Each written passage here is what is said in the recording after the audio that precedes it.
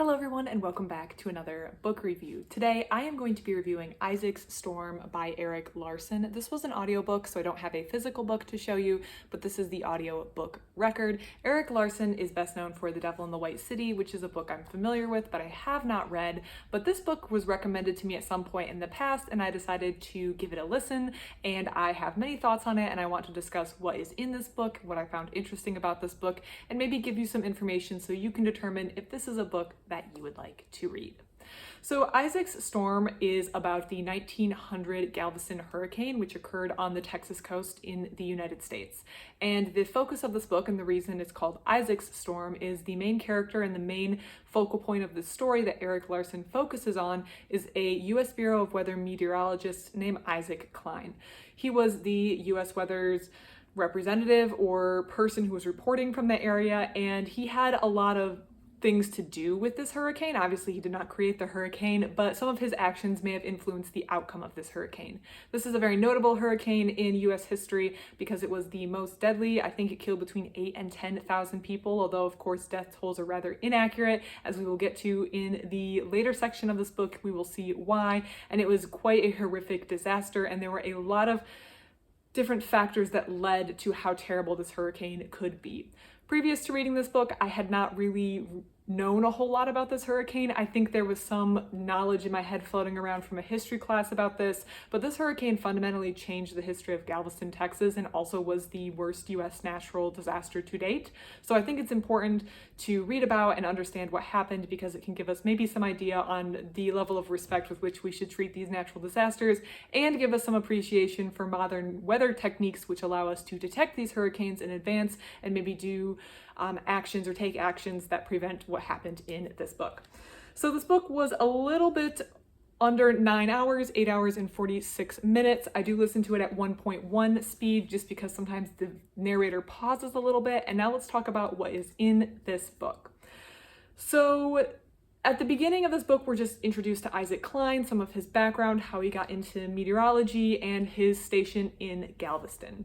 Now, there's a second individual in this book who is going to come up again and again, whose name is Joseph Klein. He is Isaac's Klein younger brother, who is also involved in the business. But at the beginning, we get the sense that Galveston is growing. It's a hub. It's a very important part of the Texan coast. And there's also the sense that comes up again and again, which feels very foreboding, especially knowing what this book is going to be about, that Galveston feels impermeable. It is believed that there can't really be any higher water levels than a certain high water mark that has been achieved. There's not really this belief that it can be destroyed, and things tend to be going really, really well. But the book quickly focuses in on the action that occurred in the fall, end of August, early September of 1900, which is when this hurricane hit. So things started off the coast of Africa, I believe is where they think things actually started. But the first notice and the first place that things sort of went wrong with this storm is in Cuba. So Cuba spotted this hurricane or spotted a tropical storm, but there's a whole lot of background between the relationship between the United States and Cuba. I believe the tension at this point was the Spanish-American War. Of course, now in modern times, we think of that tension being with the Soviet Union, but at that time, I believe it was the Spanish-American War, and there was this level of tension and maybe a little bit of derision that the United States viewed Cuba with. And so some actions had taken place in which the United States had blocked telegrams about weather coming from Cuba. That was my understanding. And Cuba had spotted this and believed that this was a serious threat that needed to be taken seriously, but there had been a breakdown in communication between the meteorologists stationed in Cuba and the United States. So as a result, the information didn't get out, and this storm is coming. It's come across the Atlantic, and it's gathering force, and it's going to Galveston. Now, Isaac Klein knows that something's happening because things start to change in advance of the hurricane. We see different changes with the water level, we see different changes with the clouds, and something else that was occurring during this time, which I think was particularly unhelpful, was the Weather Service did not want to use words like tornado or hurricane because they felt like it incited panic. And this feels a lot like another book that I was reading, which talked about, I hope I get the word right, like medical paternalism, in which sometimes people aren't totally informed because it's believed to be in their best interest. Well, nowadays, if a hurricane is coming, we expect to be informed that the hurricane is coming. No one's going to kind of put that in pretty language for us because they want to get that information out so you can make the best decisions. And at this time, it felt like the US Weather Service was kind of deciding for the US population that they weren't going to be totally informed because they didn't want these words to be used to incite panic. And maybe there should be clarification on when we use the words like tornado and hurricane because it can incite some panic, but giving the hesitancy to use that language and also this breakdown in communication from Cuba, and also this belief that Galveston was never going to be able to be affected by a hurricane this strong. One, because a hurricane this strong was believed to be impossible, and two, because there was this belief that Galveston had already experienced the highest water level that could possibly be experienced for some reason. That was the decision they had reached, and that water level hadn't been horrific. There was this idea that the storm was coming, but it wasn't very serious. There was no need to worry, and there was nothing that needed to be done. And this factor of problems led to very, very tragic results. So the first real problem occurs when water starts coming into the city at rapid pace. In the very beginning, we see a lot of children who are very excited because there's water they can go play in. And this is seen as very interesting. And we hear about people going down to the beaches and watching the waves get big and the storm swell and the weather get kind of crazy. If you're from the Midwest, you know the stereotype of when there's a tornado, all the dads go out on the porch and watch the tornado because there is something a little bit intriguing about a big weather phenomenon occurring. So I kind of understand that. But this breakdown of communication had meant that all those people who were there were now in imminent danger, and they didn't really know it because they were not aware of the severity of the storm that was coming. Another factor in this I really think is important to be discussed is the fact that the weather equipment is nothing like what we have today with the ability to track these storms and understand the severity of these storms, which I think is another factor that contributed. So even if there hadn't been that breakdown in communication from Cuba, and even if everything else had gone right, I still think maybe there would have been a little bit of lack of knowledge about how severe the storm was coming.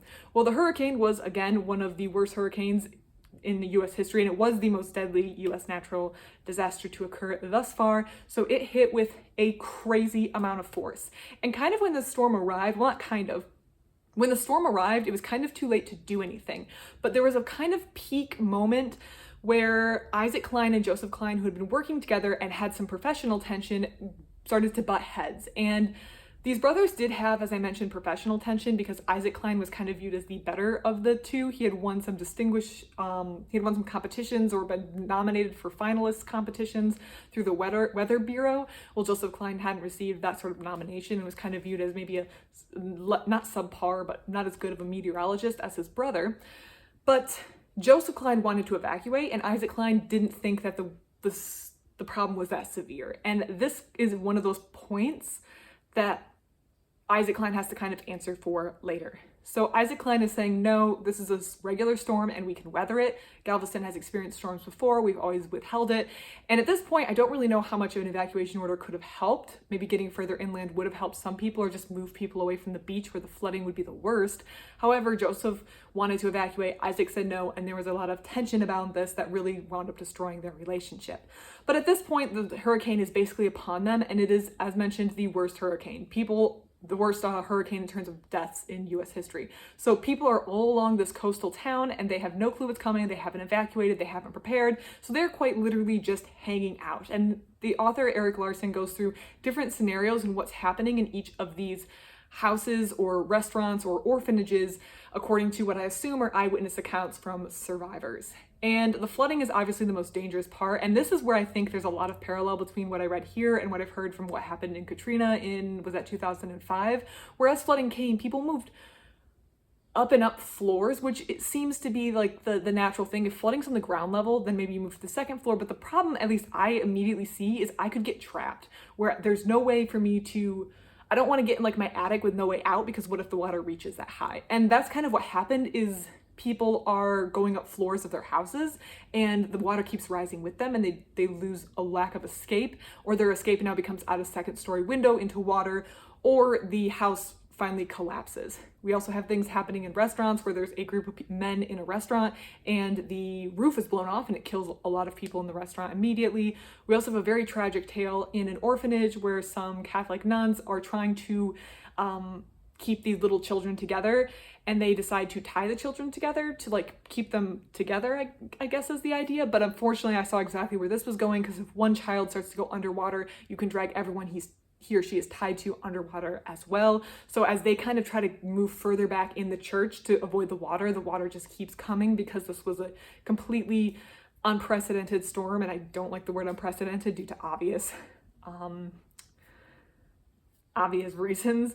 There was also a scene that was shown about a train that was going, and the train tracks for the town were entirely wiped out. A train was going and wound up getting stuck because they couldn't go any further because of the water on the tracks, and they wound up having to like make a run for it for this train station after running to a separate train on other tracks that could make it. And so we have a lot of detailed scenes that the author then goes into and says what's happening here, what's happening there, as well as discussing some characters like a doctor in town. I think was he a Jewish rabbi in town? I think was mentioned. There was also what Isaac Klein and his family were doing. All of these people, we have a detailed view of what's happening in their family, as well as these other locations, the orphanage, the train station, the restaurant in town. So by the time it hits, it is way too late. The flooding is catastrophic. The storm is catastrophic. There are buildings collapsing. People are being washed out. People are trying to grab onto whatever they can to stay afloat. And people are quite literally watching their family members just die in front of them or be swept away, and they're not sure what's happening to them. Maybe they can get somewhere safe, but maybe they can't. There's one scene where people are on some sort of, it's like a roof or a porch that they're using as a raft, and they watch one of their sisters just get whacked off the raft from a like a piece of debris, and there's nothing they can do because the water's moving their raft in one direction and she just goes a separate direction, and that's the end of their sister. And you just have to watch that while you're also trying to like hold on to your kid, and there's nothing you can do to help her, and you're being sucked in a different direction. The section where things started going wrong was quite horrific, and there was a lot of detail the author went into to really convey the horror of what was happening in that moment. Of course, hurricanes do not last forever, so eventually the flooding subsides, and at this point, places in the rest of the United States have gotten worried because they haven't received communication for quite a while, and of course trains aren't going through. But I think once the hurricane subsided, people started to realize exactly how serious it was. There's one comment that's made where, I think it was Isaac Klein himself went to a place where some dead bodies had been laid out, and there was like 50 in there, and it wasn't really clear that he knew the extent, and maybe he thought these 50 were the deceased. But of course we know that's not true. It was like between 8,000 and 10,000 people that were deceased, and that's a very significant portion. And now comes the second horrible part is you want to grieve, but at the same time, when you have 10,000 dead bodies ostensibly everywhere, strewn everywhere, you have to start getting rid of them or you're going to have a huge health hazard, and also it starts to smell. So they developed these things called dead gangs, which were just to go around and mass bury, but they couldn't even do that. They tried burial at sea, there was mass burials, but really what started to happen were they were just starting to burn bodies because they had to get rid of the bodies in some way. And that made a double-edged sword because people were looking for lost loved ones, not sure if they had been washed away. And there were some stories of people who had like been washed far away but survived, and they had to walk back into town for a whole week. So then you were stuck in this waiting game where you're like, did they survive? Or am I going to find their body? Or am I never going to find their body because they've already been burned by these groups of people who are going around just trying to clean up the bodies? So that also means there was no closure for a lot of these families because they would never have found what exactly happened. Obviously, after a certain amount of time, you can assume that your loved one is deceased, but not knowing where they were, not having a place to go visit them, not seeing them one last time, not having someone say, oh, your mother was found on this beach and maybe we cremated her, not having any of that, just not knowing what happened has to be really, really hard as well. Overall, this series of events really changed Galveston. You get the sense that it was a flourishing area that had a lot of potential, but afterwards, this storm just completely destroyed the city, and it really didn't have that sort of potential going forward. And so the kind of balance of power within Texas shifted. So it was a massive change in the history of Galveston. And Isaac Klein also had a lot of permanent decisions in his character and the way he conducted himself following this as well. He personally lost, at the very least, his wife, but he lost many, many people that he knew during this storm. And that loss of his wife, you get the sense, changed his relationship with religion. He became religious after this. And also it was implied that he realized the importance of not sacrificing everything for his professional career and neglecting his his family. There also were consequences, so Isaac kind of had to worry about the consequences of and maybe worry is not the right word, but he had to face the consequences and the lifelong question of, did I make the right call? So on one hand, Isaac didn't have all of the correct information that we would have today, but should he have required evacuation earlier? And how many people would have lived if he had made a different decision? So I think that's something that he probably likely had to wrestle with the rest of his life. But then you also wonder, like, did I make the best decision for the information I had at the time? And this comes back to the beliefs that people had about Galveston and storms. They believed that a storm like this wasn't possible, which I'm not sure where we got that idea. And the other one that was really confusing, even to me, was this idea that the high water mark that had already been reached, because they record high water marks, this is a general thing, people record the highest water mark that's been recorded in an area. The high water mark that had already been reached was the absolute maximum. That was determined, which was shown to be completely false in September 1900. I'm not sure why you decided, and I'm using you generally here, why people decide, well, the highest water mark that we've measured in the last 100 years is probably the highest it could possibly go ever, implying that the highest mark definitely occurred in the last 100 years. And I feel like, given the fact that the Earth is not 100 years old, that's maybe not the best sample size. And to assume, maybe to say it's unlikely that water will go that high is probably a true statement. With 100 years, you can get usual averages. But to say it is impossible, and that's something I think that most of us wouldn't assume these days. We would say, like, maybe that's the average, but they just seemed very, very confident. And that seemed to be a reoccurring theme from the age: the confidence in transportation, the confidence in the ability to predict the weather, the confidence that their scientific deductions about the severity of a storm were correct, and they were proven wrong. And I feel like it was a very humbling experience for both Galveston and the U.S. Weather Bureau as a whole, and there were plenty of lessons to be learned from this scenario. So that was Isaac's Storm. I thought the book overall was pretty good. I actually liked the narration quite a bit. Again, I listened to it at 1.1 because sometimes I feel like audiobook narrators take very long pauses between sentences. I'll slow it down if I need to, but 1.1 seems to be the sweet spot where it feels like a natural pace for me to listen to. I don't like speed listening to books. That's just, it feels like I'm sucking the fun out of it. I'm not running a marathon. I'm just trying to enjoy a book. The narration was good. I do feel like it was just kind of an interesting part of US history. I wouldn't say it's an exceptional read, at least for me, but I find someone who might be very interested in US history could find this book very, very interesting. And I do think Erik Larson showed that he did quite a bit of research into what happened, and definitely is a master at his craft when constructing a tale around a historical event. I would love to hear from you. If you've read Isaac's Storm, please let me know and put your thoughts and comments in the comment section down below. Otherwise, thank you so much for watching, and I hope you have a great rest of your day.